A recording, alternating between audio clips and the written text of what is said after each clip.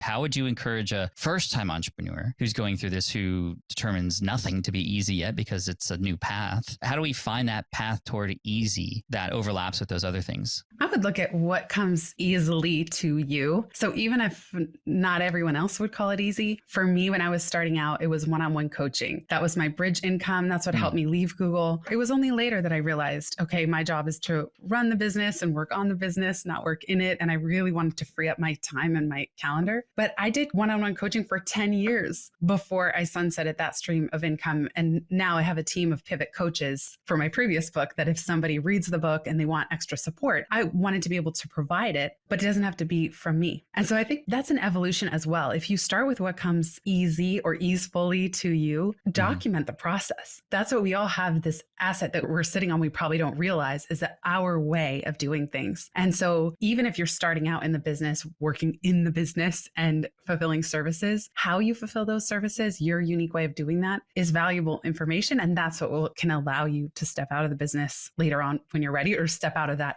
aspect. And I think that's a fun creative exercise while we're working, is not just doing the work, but actually thinking, how would I teach someone else? And I don't know about you, but the first times that I started delegating and hiring contractors, virtual assistants, even the pivot coaches, I remember being so nervous and just feeling like, who's going to do this as well as I will? This will be a huge mistake. Everyone's going to run for the door. And there was really no negative impact. I mean, there's always growing pains, but it ends up being worth it. It's just so hard to go from that 0 to 1 moment of being by yourself in the business to starting to delegate and document things.